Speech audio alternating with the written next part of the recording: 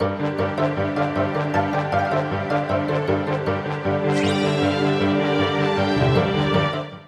what's going on guys, it's Cynical and welcome back to another episode of Sea Salt Snippets. Today for you guys, we have some saucy topics to talk about, so without further ado, let's just dive straight into it. First up for today, we have a special Kingdom Hearts 3 panel happening on the 3rd of November, not too far away. This was actually announced today, and it's going to be happening at a festival in Italy known as Lucca, which is basically a comic and gaming festival. Now, this is the description of it. It reads, fans of the Kingdom Hearts series from all over Italy are invited to immerse themselves in the atmosphere of Kingdom Hearts 3 at Lucca Comics and Games.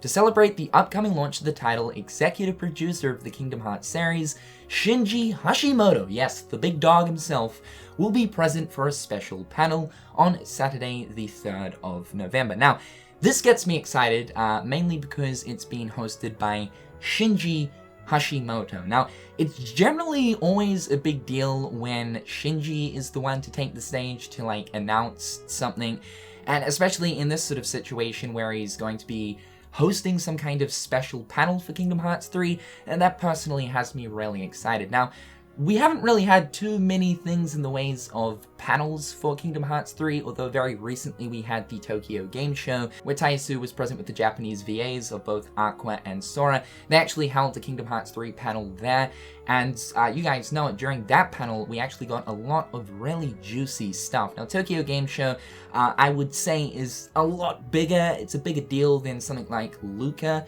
Then again, though, it's sort of also strange that this just came out of the blue and that we are getting some kind of panel at this event. Not really too sure what to expect. I mean, at this point, really the only thing I want to see is a Final Fantasy character. Where are those Final Fantasy characters at? Just show me a picture. Just show me a render. I don't give a flying goose nipple. But because Shinji Hashimoto is hosting this special panel, I am quite excited. So the 3rd of November is not too far away. And also, while we're talking about upcoming events, let's talk about the Paris Games Week. Paris Games Week happens every single year, and it's happening from the 26th of October to the 30th of October. As we know, back in 2016, for the very first time in Paris Games Week history, Kingdom Hearts actually had a pretty damn big appearance at the event. And on the 26th of November in 2016, it was announced that a very special Kingdom Hearts presentation would be happening at this event. Now, obviously, last year, 2017, there wasn't really anything in the ways of Kingdom Hearts at the Paris Games Week. So should we expect something for this year's PGW? I'm really not too sure. With Kingdom Hearts 3 coming up soon, maybe Square will want to use this as a means to promote and show off more stuff. But with this special Kingdom Hearts 3 panel happening soon after Paris Games Week, I would say that Square are most likely going to be missing this event. Next up, the Kingdom Hearts 3 opening theme song, Face Your Fears, has been officially confirmed by the official Kingdom Hearts Twitter account. This actually happened on the 27th of September, but obviously during that time, I was actually taking my hiatus. So my apologies for bringing up this news now, but just in case some of you guys missed out on this, yes, this is officially confirmed. Now, a few days before this got officially confirmed, there was not really so much a leak, but a listing on the ASCAP website, which is basically a website where composers, authors, and publishers can protect the work they create. Now, sometimes listings appear on this website before something is officially announced, and in this case, this is exactly what happened. Face Your Fears was listed on the ASCAP website as being the Kingdom Hearts 3 opening theme song, along with being created by both Utada Hikaru and Skrillex, and then, of course, a few days later, it was officially revealed. So yes, here it is, here's the tweet.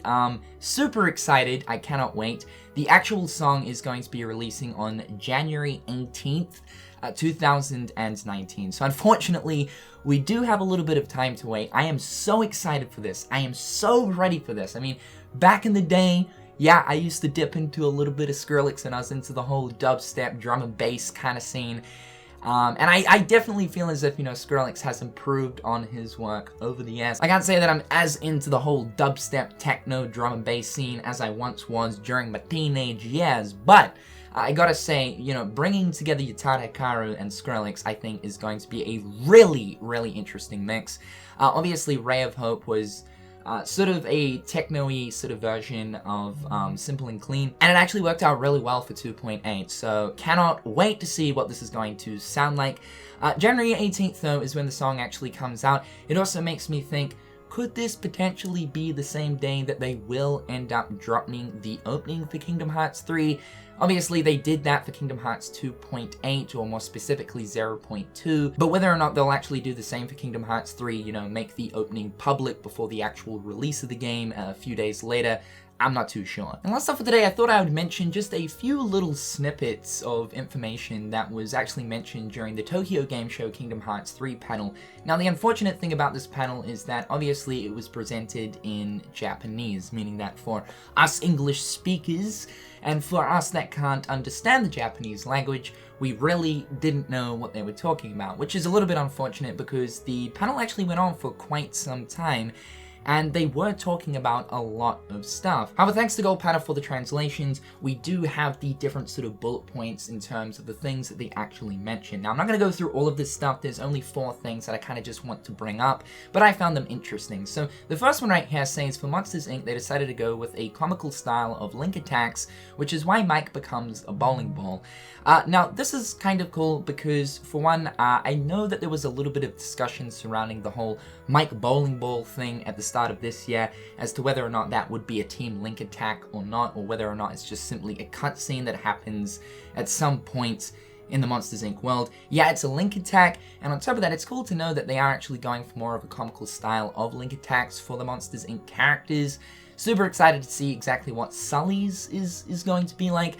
I feel like Sully will be doing something with Sora, seeing as Sully's the bigger unit compared to Sora. I can't imagine we'll be throwing Sully around the place, but, you know. The next one reads, Areno had to make different voice effects for every single world. Now, I don't know whether or not we should take this as every single world has different battle quotes for Sora, so when you're in the Monsters Inc. world, for instance, Sora's going to be yelling different things when he's swinging his dildo stick around the place, and then when you're in the Frozen world, he'll be saying a bunch of different stuff.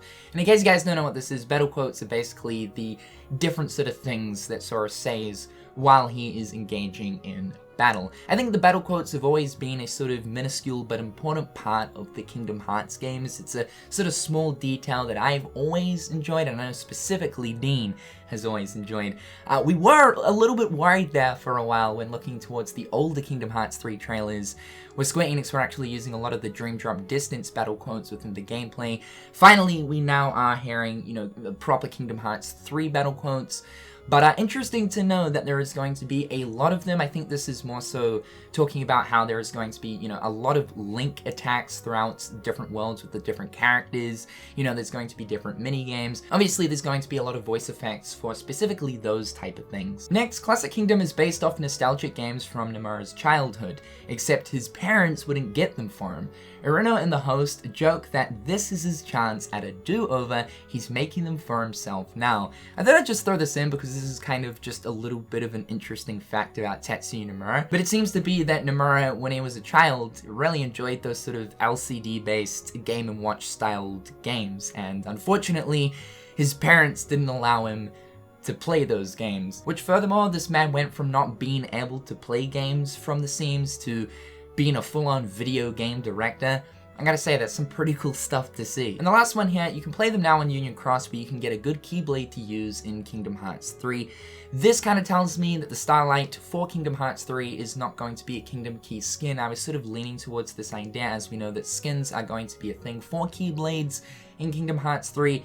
But it would seem that from this comment, it seems that the Starlight will be its own unique individual Keyblade. But anyway guys, that is pretty much all the information for today's episode of Sea Salt Snippets. Hopefully you guys are having an absolutely fantastic day. In the comment section down below, let me know your guys' thoughts and opinions. However guys, until next time, I'll catch you later. Peace. Hit him on the page, you'll be coming through stain. Gold in my mouth when you suckers be bluffing. Milk crank, gaming up the bitch though. Catch me in the back playing Super Nintendo.